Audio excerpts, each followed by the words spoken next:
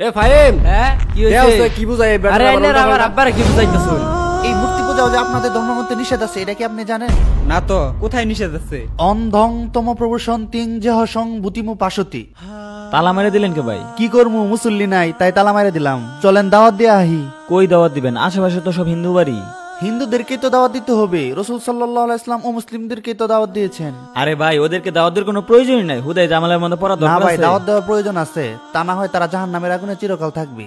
আমাদের মানবিক দায়িত্ব থেকেও তাদেরকে জাহান্নামের আগুন থেকে বাঁচানো দরকার।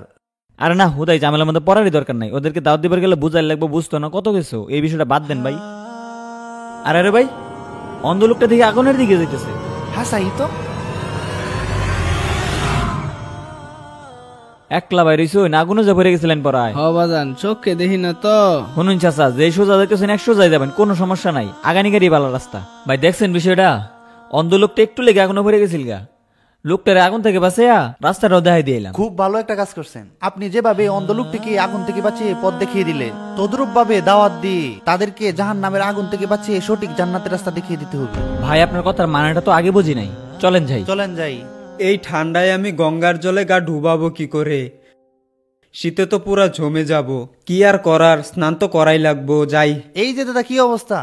এই তো ভালোই। শুনেন, দুইটা কথা বলি। আমরা সকলেই মানুষ। আমাদের সকলের পিতা হযরত আদম আলাইহিসসালাম এবং সকলের মাতা হযরত হাওয়া আলাইহিসসালাম। আমাদের সকলের সৃষ্টিকর্তা এক আল্লাহ রাব্বুল আলামিন। আল্লাহ রাব্বুল আলামিন আমাদেরকে এই জন্য সৃষ্টি করেছেন। বুঝছি, আমি স্নান করতে যাব। বুঝাইবেন কেমনে? শুনতেই তো চায় না। ভাই ডাক দেন। এই যে বাড়িতে কেউ আছেন, একটু বাইরে আসতেন যদি। কেডা গো? কি চাই আহেন দাদা, একটু কথা বলতে চাইছিলাম। কি কথা? আমাদের উপর কিছু দায়িত্ব ছিল আপনাদের কাছে কিছু বাণী পৌঁছে দেওয়ার, তাই সত্যের বাণী পৌঁছে দিতে আসলাম। কি এর বানি বস্তর করবার আইছুন? আমরা কি মিথ্যা পথে চলি নাকি? এ ফাহিম, হ্যাঁ কি দেও হইছে? তো কি বুঝাই বেটার আমার উল্টা পাল্টা। আরে আইনার আমার আব্বারে কি বুঝাইতেছুন? সৎ কাজের আদেশ করতে আসছিলাম। আরে জানতো আইনার খাই দে কোনো কাজ নাই, আমার জ্ঞান কম আছে। ভাই আপনারা এই জন্য আগেই কইছিলাম ওদেরকে দাওয়াত দেওয়ার দরকার নাই। দেখলেন তো বিষয়টা। চলেন মন্দিরে দাওয়াত দিতে যাবো এখন। মন্দিরে যাবেন?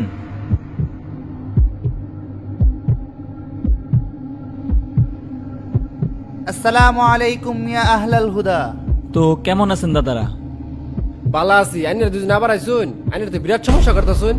কি লেগেছুন কোনছে? আসলে আমরা সত্যের বাণী পৌঁছে দেওয়ার জন্য আবার আসছিলাম। আচ্ছা কোন কি সত্য বস্তর করবেন কোন? আচ্ছা আপনারা কোথা থেকে আসলেন?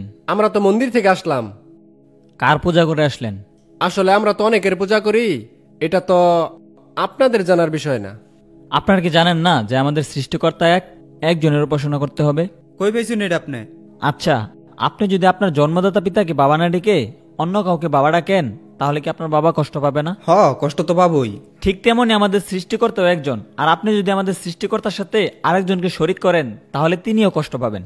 সৃষ্টিকর্তা তো একজনই, সবাই আর কি শক্তিটা ভাগ করে দিছে, এর লেগে সবার পূজাই আমাদের করতে হয়। আর এই যেমন ধরেন সরকারটা যে গঠন করে, সরকার কিন্তু একজনই থাকে, সবাই আর কি শক্তিটা ভাগ করে দেয়, যেমন মন্ত্রী, এমপি, চেয়ারম্যান, বিষয়টা ওই রকমই। আসলে দাদা আপনি যেটা বলতেছেন সেটা না। আমাদের প্রভু একজনের অনুগত্য করতে হবে, একজনকে মানতে হবে। একজনকেই যে মানতে হবে, আপনি এটার প্রমাণ দেন।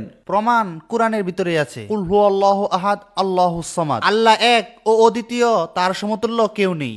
না, আমরা তো কোরআন বুঝি না। কোরআন থেকে বললেই লাভ আছে? কোরআন বুঝেন না? তাহলে শুনেন, আপনাদের গ্রন্থের ভিতরেও আছে। কঠোপনিষদের 2:1-11 আছে, একং ব্রহ্মং দ্বিতীয়ং নাস্তি নেহনা নাস্তি কিঞ্চন। সৃষ্টিকর্তা একজন, তার সমতুল্য কেউ নাই, নাই কেউ নাই, সুতরাং তারই ইবাদত করতে হবে। আপনি যদি আপনাদের ধর্মগ্রন্থ মানেন, তারপরেও সৃষ্টিকর্তা একজনকেই মানতে হবে। এখন তো পাইছেন এক আল্লাহর ইবাদত করতে হবে। এই যে আপনি মূর্তি পূজা করে আসলেন, এই মূর্তি পূজাও যে আপনাদের ধর্মগ্রন্থে নিষেধ আছে, এটা কি আপনি জানেন? না তো, কোথায় নিষেধ আছে? যজুর্বেদের 40-9 205 পৃষ্ঠাতে আছে। অন্ধং তম প্রবসন তিং যেহ সং বুতিমু পাশতি তত বই ইবুতে তমু জমু সং বুত্তেরতা। যারা প্রকৃতির পূজা করে তারা নরকে যাবে, আর যারা নিজেদের বানানো মূর্তির পূজা করে তারা নরকের সর্বনিম্ন স্থানে যাবে। তাহলে আপনি যদি আপনাদের ধর্মগ্রন্থ মানেন, এরপরেও আপনাকে মূর্তি পূজা ছাড়তে হবে। এখন তো বুঝতে পারছেন সৃষ্টিকর্তা একজন। এই যে আপনি নিজের হাতে বানানো মূর্তির পূজা করে আসলেন, হ্যাঁ, আপনার নিজের হাতে বানানো সে কিভাবে আপনার সৃষ্টিকর্তা হয়? আপনি না তার সৃষ্টিকর্তা। এখনো বুঝেন নাই? ধরেন এই মোবাইলটা আমি বানাইছি, এর মালিক কে? যেহেতু আপনি বানাইছেন সেহেতু সৃষ্টিকর্তা তো আপনি। তাহলে আপনি যে মূর্তি বানাইছেন সেই মূর্তি আবার আপনার মালিক হয় কিভাবে? আপনি না তার মালিক হবেন? সত্যের বাণী পৌঁছে দেওয়াটা আমাদের একটা দায়িত্ব ছিল, না হয় পরকালে এটার জন্য আমাদের জবাব দিতে হতো। এখন মানবেন কি মানবেন না সেটা দায়ভার আপনাদের। আল্লাহ তাআলা আপনাদের বুঝার তৌফিক দান করুক, সেই কামনাই করছি।